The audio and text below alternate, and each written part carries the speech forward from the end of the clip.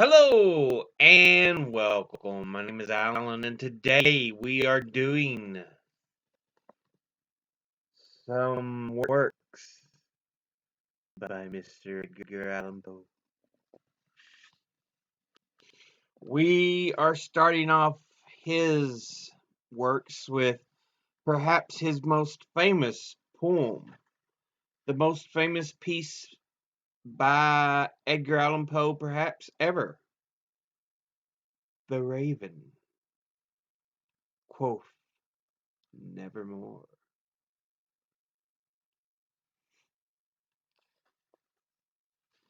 It isn't overly long, so it shouldn't be too bad.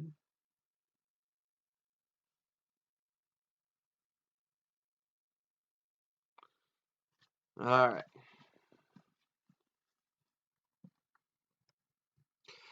Once upon a midnight jury, while I pondered weak and weary over many a quaint and curious volume of forgotten lore, while I nodded, nearly napping, suddenly there came a tapping, as of someone gently rapping at my chamber door. "'Tis some visitor," I muttered, tapping at my chamber door. Only this, and nothing more. Ah, distinctly I remember, it was in the bleak December, and each separate dying ember wrought its ghost upon the floor. Eagerly I wished the morrow. Vainly I had sought to borrow from my books surcease of sorrow, sorrow for the lost Lenore, for the rare and radiant maiden whom the angels name Lenore, nameless here forevermore. And the silken, sad, uncertain rustling of each purple curtain thrilled me, filled me with fantastic terrors never felt before. So that now, to still the beating of my heart, I stood repeating, "'Tis some visitor entreating entrance at my chamber door. Some late visitor entreating entrance at my chamber door. This it is, and nothing more." Presently my soul grew stronger, hesitating then no longer. "Sir," said I, "or madam, truly your forgiveness I implore.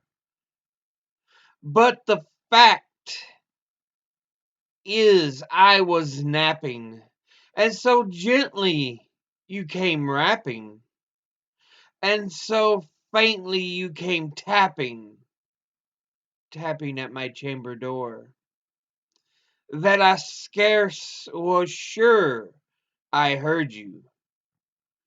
Here I opened wide the door. Darkness there and nothing more. Deep into that darkness peering, long I stood there wondering, fearing, doubting, dreaming dreams no mortal ever dared to dream before. for the silence was unbroken, and the darkness gave no token, and the only word there spoken was the whispered word, Lenore? This I whispered, and an echo murmured back the word, Lenore! Merely this, and nothing more. Back into the chamber turning, all my soul within me burning. Soon again I heard a tapping somewhat louder than before. Surely, said I, surely that is something at my window lattice. Let me see then what thereat is, and this mystery explore. Let my heart be still a moment, and this mystery explore. 'Tis the wind and nothing more. Open here I flung the shutter, when with many a flirt and flutter in there stepped a stately raven of the saintly days of yore. Not the least obeisance made he, nor a minute stopped or stayed he, but with mine of lord and or lady perched above my chamber door, perched upon a bust of Pallas just above my chamber door, perched and sat, and nothing more. When this ebony bird beguiling my sad fancy into smiling, by the grave and stern decorum of the countenance it wore, though thy crest be shorn and shaven, thou, I said, art sure no craven. Ghastly grim, an ancient raven, wandering from the nightly shore, tell me what thy lordly name is on the night's Plutonian shore. Quoth the raven, nevermore.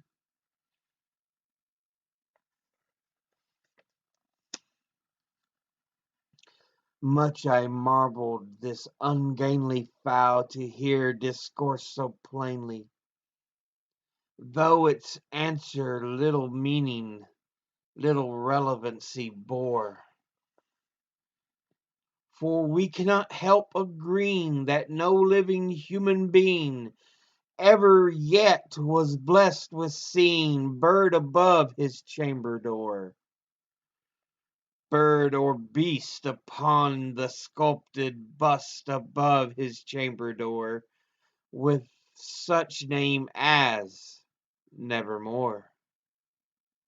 But the raven sitting lonely on the placid bust spoke only that one word, as if his soul in that one word he did outpour. Nothing farther then he uttered, not a feather then he fluttered, till I scarcely more than muttered, other friends have flown before. On the morrow he will leave me, as my hopes have flown before. Then the bird said, nevermore. Startled at the stillness broken by replies so aptly spoken, doubtless, said I, What it utters is its only stock and store, caught from some unhappy master whom unmerciful disaster followed fast and followed faster, till his songs one burden bore, till the dirges of his hope that melancholy burden bore of never, nevermore. But the raven still beguiling my sad fancy into smiling, straight I wheeled a cushioned seat in front of bird and bust and door.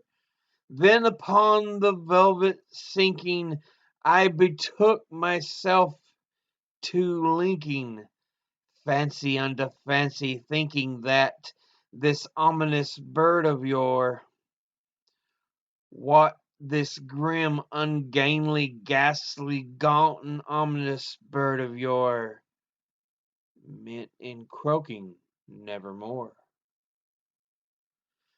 This I sat engaged in guessing, but no syllable expressing to the fowl whose fiery eyes now burned into my bosom's core.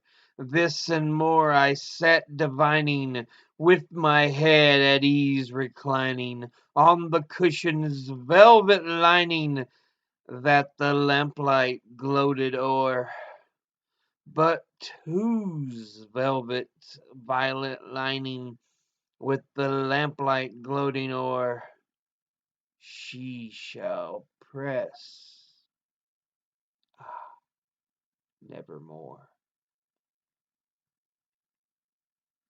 Then methought the air grew denser, perfumed from an unseen censer, swung my seraphim whose footfalls tinkled on the tufted floor. Wretch, I cried, thy God hath lent thee, by these angels he hath sent thee respite, respite, and nepenthe from thy memories of Lenore. Quaff, oh quaff this kind nepenthe, and forget this lost Lenore. Quoth the raven, nevermore. Prophet, said I, thing of evil, prophet still, if bird or devil, whether tempter sent or whether tempest tossed thee here ashore, desolate yet all undaunted, on this desert land enchanted, on this home by horror haunted, tell me truly, I implore, is there, is there balm in Gilead? Tell me, I implore. Quoth the raven, nevermore. Prophet, said I, thing of evil, prophet still if bird or devil, by thy heaven that bends above us, by thy God we both adore, tell this so with sorrow laden, if within the distant Aidenn it shall clasp a sainted maiden whom the angels name Lenore. Clasp a rare and radiant maiden who the angels name Lenore.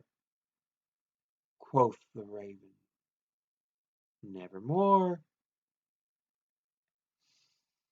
Be that word our sign of parting, bird or fiend, I shrieked up starting, get thee back into the tempest and the night Plutonian shore. Leave no black plume as a token of that lie thy soul hath spoken. Leave my loneliness unbroken. Quit the bust above my door. Take thy beat from out my heart, and take thy form from off my door. Quoth the raven, nevermore. And the raven, never flitting, still is sitting on the pallid bust of Pallas just above my chamber door. And his eyes have all the seeming of a demon's that is dreaming, and the lamplight o'er him streaming throws his shadows on the floor. And my soul, from out that shadow that lies floating on the floor, shall be lifted nevermore.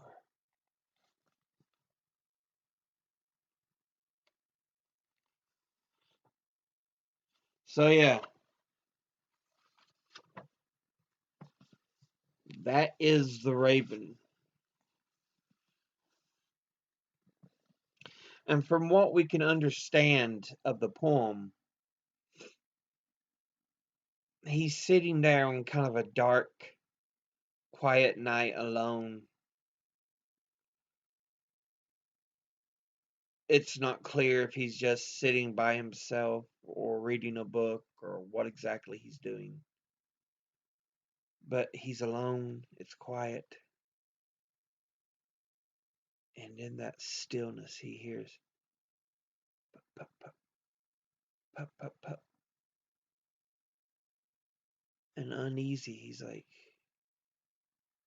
uh, it's nothing major. What did he say? It's the wind and nothing more, I think is what he said. Something like that. Just kind of trying to shuffle off the fear that it suddenly inspired in him. And he hears it again. Tap, tap, tap, tap, tap, tap. And finally he builds this inner courage. And he checks outside,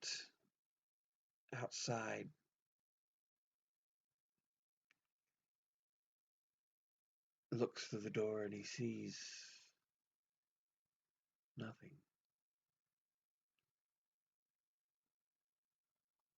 But then he has this raven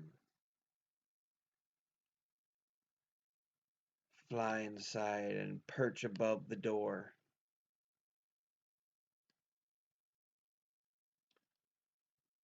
And so Poe is curious. He's like, he's thinking, he's studying. Why are you here, Raven? Are you just here to drive terror into me? And it surprises him because the raven actually speaks. Nevermore.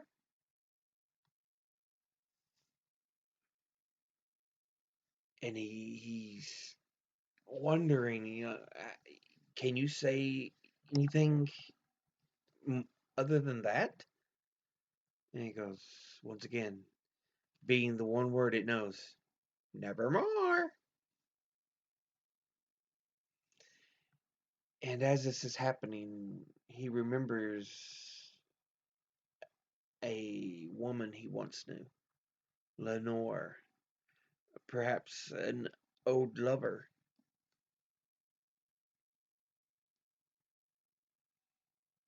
And the raven just sits there, and with each thought, it pauses and then Nevermore.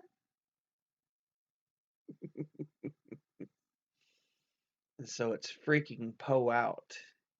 He's like, And finally, he sees the raven as a. He says, "Be you bird or devil, I am done with you. I want you gone."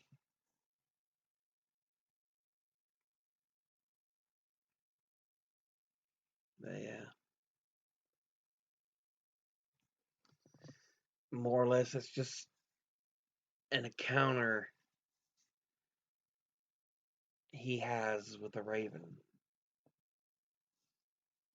that really gets him thinking,